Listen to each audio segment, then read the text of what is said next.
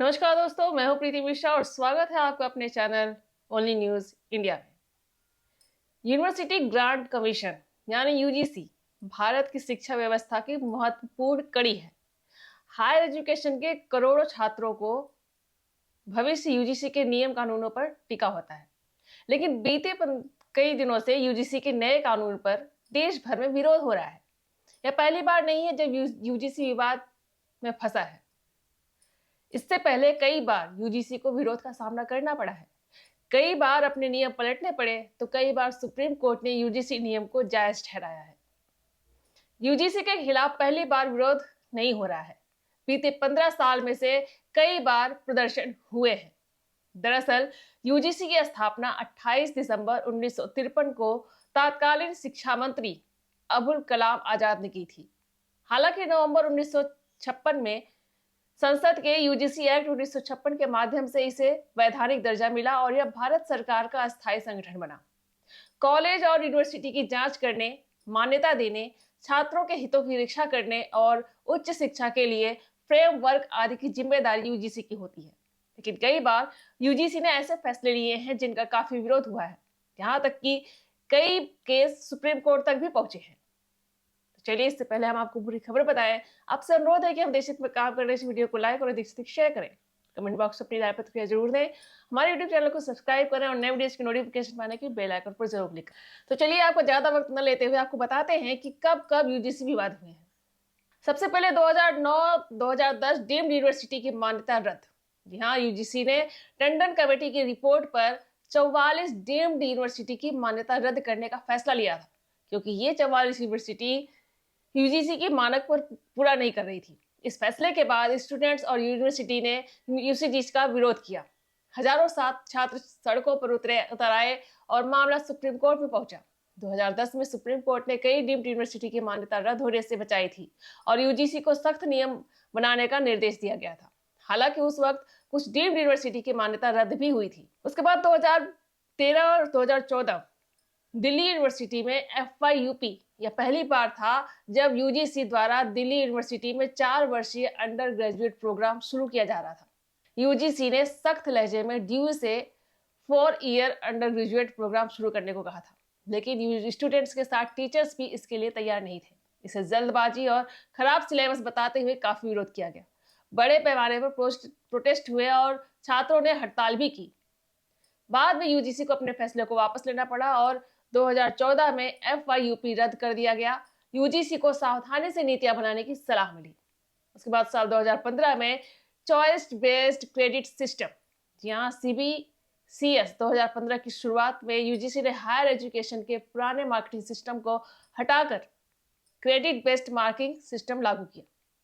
इसका उद्देश्य स्टूडेंट को मुख्य विषयों के साथ साथ अपनी पसंद के स्किल आधारित इंटर डिसिप्लिनरी सिलेबस चुनने की सुविधा देना था, ताकि स्टूडेंट्स अपनी पसंद के हिसाब से सब्जेक्ट्स चुन सकें। इसके लागू होते ही विरोध शुरू हो गया। शिक्षक संघ का कहना था कि इसे बिना तैयारी के लाया जा रहा है, जिससे स्वायत्तता पर असर पड़ेगा। खास तौर पर शिक्षकों ने यूजीसी के CBCS के खिलाफ हड़ताल की। हालांकि क्रेडिट सिस्टम लागू रहा, लेकिन यूजीसी को गाइडलाइंस में कुछ बदलाव जरूर करने पड़े। बाद में कई राज्यों ने इसे अपनाया। इसके बाद साल 2016 में कैंपस में जाति आधारित भेदभाव, जी हाँ रोहित वेमुला 2016 हाई प्रोफाइल छात्र आत्महत्याओं ने कैंपस में सिस्टमैटिक भेदभाव को समाज के सामने ला दिया। सख्त भेदभाव विरोधी नियम कानून बनाने की मांग उठी। रोहित वेमुला के बाद 2019 में पायल तड़वी छात्र ने आत्महत्या।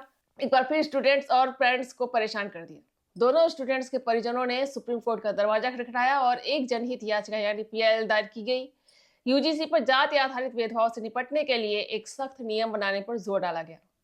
साल 2018 में 60 यूनिवर्सिटी को खुली छूट दी गई।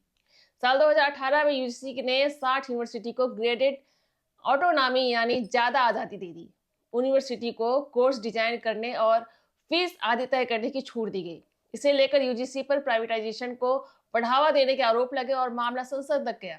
बाद में ऑटोनॉमी बनी रही, लेकिन यूजीसी ने यूनिवर्सिटीज पर निगरानी बढ़ा दी। उसके बाद साल 2020 में कोविड के दौरान एग्जाम कराना, यह वो समय था जब लोग कोरोना वायरस से जूझ रहे थे। अचानक अनजान बीमारी से लोगों की मौतें हो रही थी। सब कुछ बंद किया जा रहा था, तब यूजीसी ने कोविड-19 के दौरान फाइनल ईयर एग्जाम कराने का फैसला लिया। यूजीसी ने यूनिवर्सिटी को एग्जाम कराने का ऑर्डर दिया, लेकिन दिल्ली, महाराष्ट्र समेत कई राज्यों की यूनिवर्सिटी ने महामारी के चलते इसे मानने से इनकार कर दिया था। छात्रों ने इस मुद्दे को सुप्रीम कोर्ट में उठाया। ऑनलाइन विरोध हुआ। हालांकि सुप्रीम कोर्ट ने एग्जाम ऑनलाइन या ऑफलाइन कराने की छूट देते हुए यूजीसी का साथ दिया। जहां एग्जाम नहीं हुए, वहां स्टूडेंट को प्रमोट भी किया गया। उसके बाद साल 2022 में सीयूईटी में गड़बड़ी।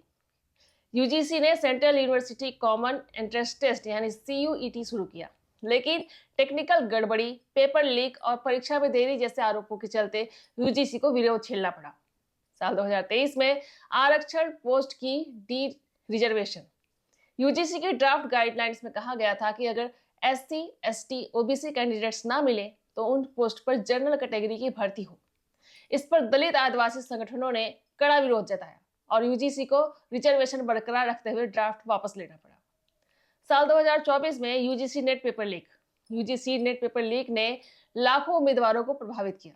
परीक्षा रद्द करनी पड़ी, सीबीआई जांच हुई, छात्रों ने प्रदर्शन किए और शिक्षा व्यवस्था पर सवाल उठे।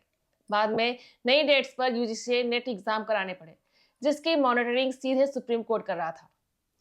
साल 2025 में जर्नल की लिस्ट हटाई। रिसर्च के लिए अप्रूव्ड जर्नल्स की लिस्ट को यूजीसी ने यह कहते हुए हटा दिया कि स्कोपस का यूज करो। टीचर्स ने इसे फर्जी जर्नल्स पढ़ने की चिंता व्यक्त की। बाद में लिस्ट हटी रही, लेकिन यूजीसी ने नई गाइडलाइंस जारी की। अब साल 2026 में यूजीसी इक्विटी एक्ट साल शुरू होने के 13वें दिन यूजीसी का नया कानून इक्विटी एक्ट 2026 ले आए। यूजीसी का कहना है कि यह नियम जाति आधारित भेदभाव रोकने के लिए है, लेकिन जनरल कैटेगरी वाले इसे एक तरफा बताते हुए विरोध कर रहे हैं, क्योंकि किसी पर आरोप लगाने के लिए सबूत भी नहीं चाहिए। अगर किसी को दोषी मान लिया जाता है तो उसे खुद को निर्दोष साबित करने के लिए लंबी लड़ाई लड़नी पड़ेगी। दिल्ली, उत्तर प्रदेश, राजस्थान, बिहार समेत कई राज्यों में प्रमोशन ऑफ इक्विटी रेगुलेशंस 2026 का विरोध हो रहा है।